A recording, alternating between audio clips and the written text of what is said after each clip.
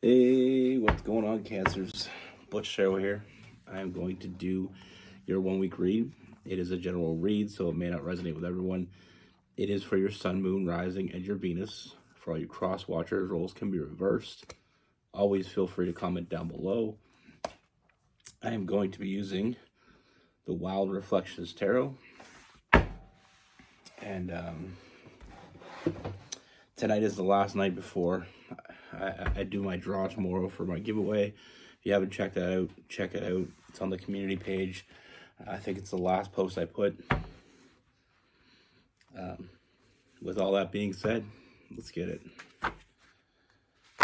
Universe, what is going on for Cancers? What message should we have for Cancers, Universe?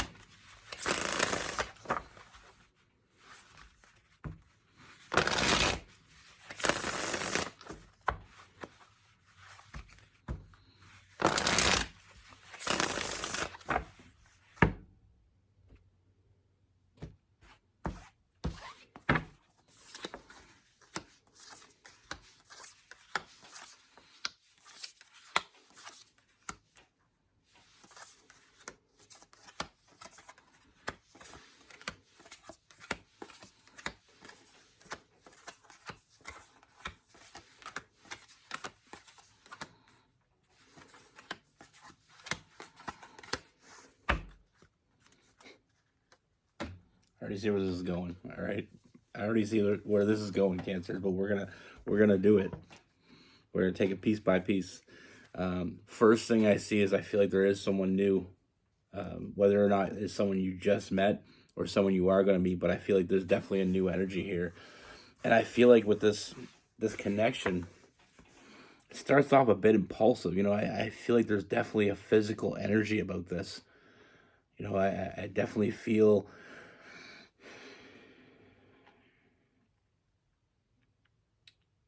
I feel some really strong attraction physically, and that's what just gets the ball rolling here. But I feel like it also kind of gets in the way as well. I mean, I feel like this person is drawn to you. We have the Empress, that alluring energy. I just feel like this person is drawn to you, and I feel like it starts off physical, but there's something much deeper going on here. And I do feel like there's a part of you kind of going to worst case scenario with this, because I feel like you've been hurt before. I feel like you've been betrayed before, and you've been down the road where you're with someone that just wanted you for the physical. Not in any hurry to get back into that. And almost feeling like you may be putting that on this person because of that betrayal. But one thing I see very clearly, it's not that person. This is not that person. This is not like anyone you've ever met before. And that anxious energy, that fear, that anxiety is just kind of bringing back some old memories. Well, like I said, with this person, they're very different, and you're going to see that. Now, with this person, they're not in any hurry. They know what they want, which is very clear. They're here, and they're willing to show up, put in the work, establish that trust. They're not asking for anything for free.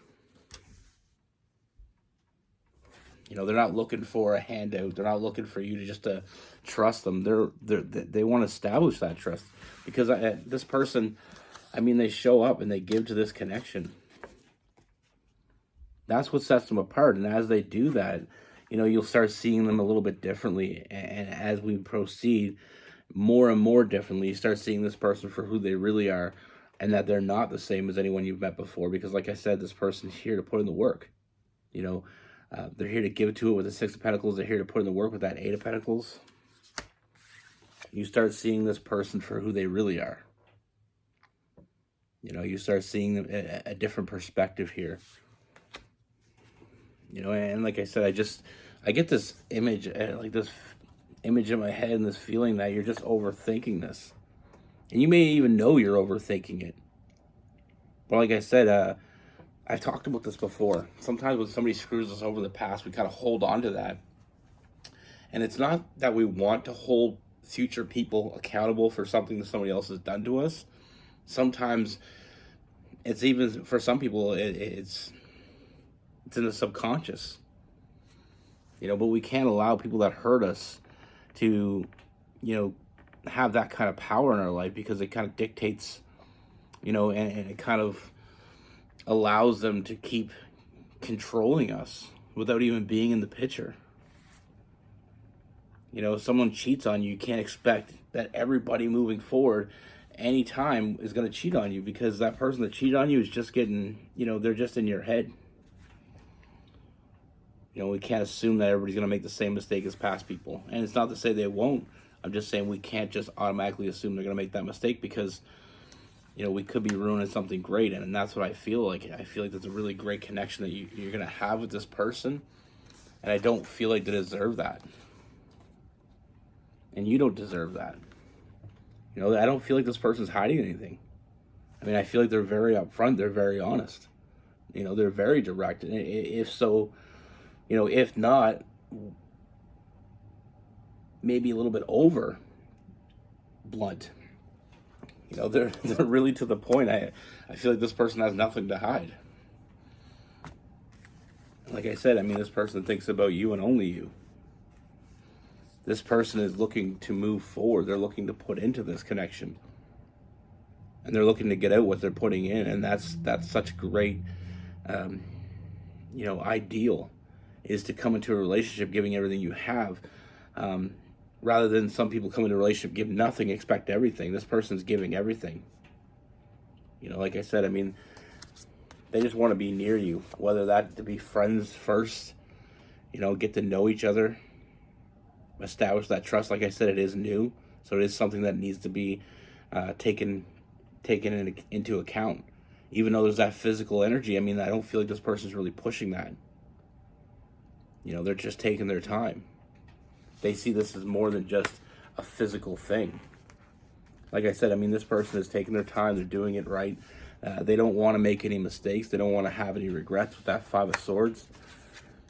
They're fantasizing about a long and happy future with you. The page of the Cups and the Hierophant is that strong union. This person's here for the long haul, and they just they have no problem proving that to you, showing up, putting in the work.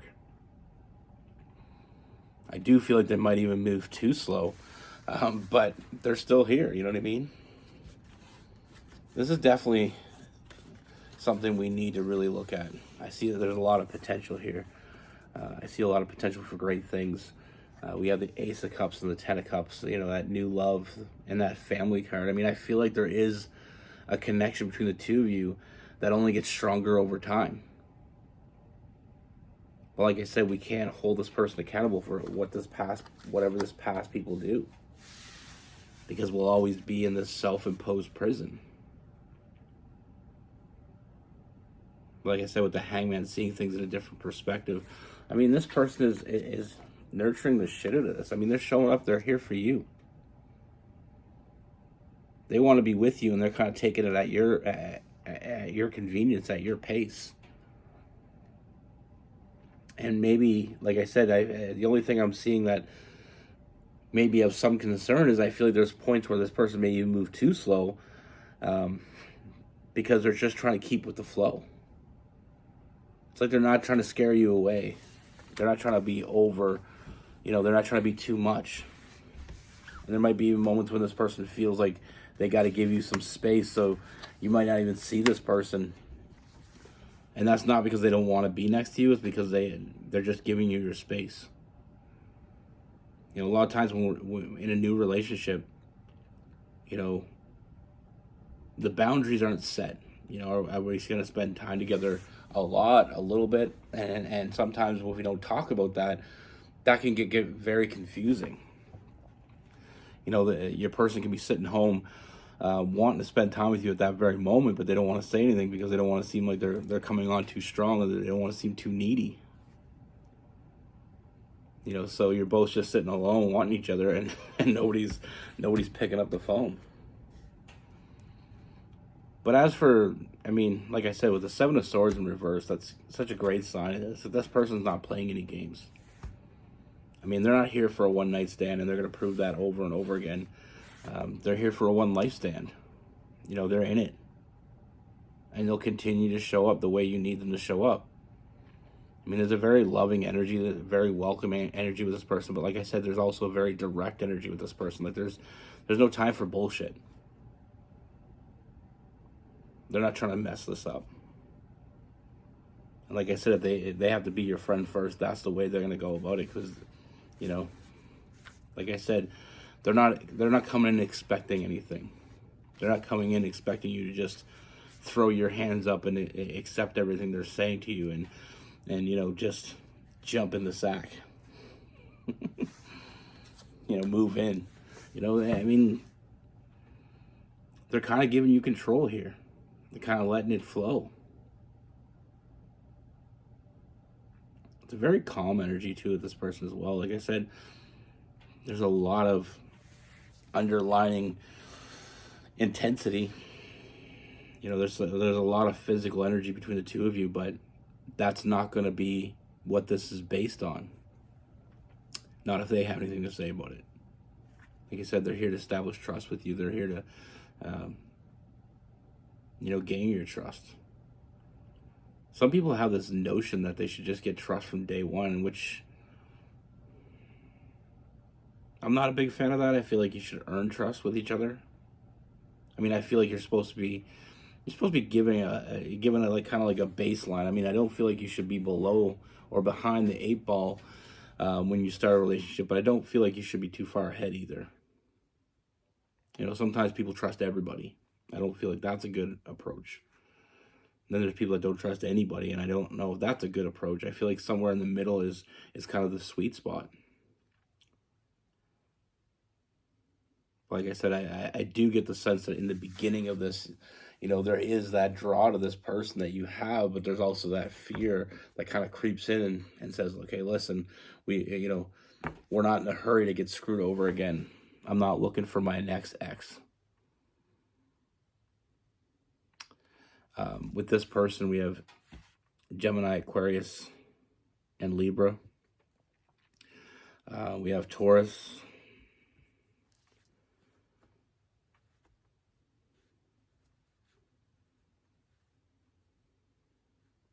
Cancer, Pisces, and Scorpio.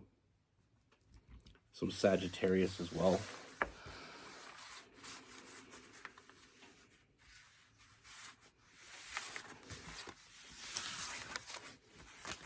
You know, that's the biggest problem I think in a lot of relationships is the holding on to something that doesn't need to be held on to. You know, one of my really good friends, he's been single now for almost 10 years because his wife had cheated on him, and he always tells me he just can't bring himself to let somebody else in. He wants someone in his life, but that feeling, man, that shit can really stick with you. And I know he's been kind of seeing this girl now, but like he said, he goes, I don't want, you know, I don't have her over for the night. You know, I'm taking it very slow. And he said, you know, it's almost like he's afraid to like somebody or fall in love again because that shit is painful when you get hurt like that. And that's not something you get over easily. I'm not telling people that they should get over it easily. All I'm saying is in order to move forward, in order to give someone, I mean, you wouldn't want to go into a relationship with someone already having doubts about you when they don't even know you yet, you know? I've also told the story about my sister. She was with a guy that was abusive, you know, and it's like she had a hard time trusting men again. And I understand that. I get it. But you can't just put yourself away, you know? That's giving that person that hurt you way too much power. You know, if you're putting yourself away because this person hurt you, You're giving them too much power, too much control over your life. And that may never happen to you again. And I know there's no guarantee that's never going to happen to you again, whether someone be abusive or, mentally, physically, emotionally, someone cheats on you, someone uses you, whatever the case may be, that may never happen again, and it could happen again. It's important to read the signs and not to collect red flags as well. But it'd be a sin to put yourself away and not put yourself out there again, because, there's so many great things out there that, we need to explore. And like I told him and I told my sister, these people that hurt you, they're not even in life anymore. But you're still allowing them to hurt you, by you being alone. Like my sister, she ended up finding another guy, but she was single for a long time. And she's with this other guy. She's been with him for a few years now. And he's a really nice guy. And, she even said to me one day, she said, "I'm so glad I put myself back out there again, because I would never have found him." You're going to get a bad apple. You may get 10 bad apples. But don't stop eating apples. They're pretty good. But it is hard. It's hard. I understand that. I was in a relationship before where I had been cheated on, and it sucks. I mean, not only is it disrespectful, but it's like, you opened up to a person and they took your vulnerability, and they took your trust, and they threw it away. For what?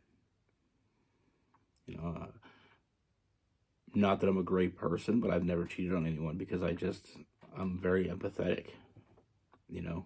Not that I never had the opportunity, but whenever the opportunity presented itself, I always think 10 steps ahead and be like, okay, if I did this, how would they feel about it? What would I be doing to them? I would make myself degrade my morals, and my head just talks me out of it. Just always did. Same as most bad shit that I could get into. My head talks me out of it, and I like the fact that I think 10 steps ahead, because it keeps me from getting in trouble in a lot of different ways. It doesn't make me a great person, it just makes me a decent person. It's not something, it's sad in a world where someone can make that sound like it's, makes them a good person. You're not a good person if you don't cheat. You're a decent person. You're not a good person if you don't abuse your partner. You're a good you're a decent person. You have decency. It's like when people, my kids, I would never be a deadbeat father, but I shouldn't get a medal for that. People always say, "Oh, you're a good dad. It's good that you're a good dad. Blah, blah, blah." That's my job. I had kids, and it's sad that there's so many deadbeats out there, deadbeat parents in general, that make us look good, when it shouldn't be a good thing to be in your kid's life. I don't know why I got so far off topic, but it's just a matter of, like I said, just be a decent person, and karma will find you. And all those people that cheated on you and abused you and did whatever they did, they're going to get theirs. Unfortunately, you're probably not going to get to see it, but anyway, just don't let them, have that power. Take the power back. Be good. Take care. Stay safe.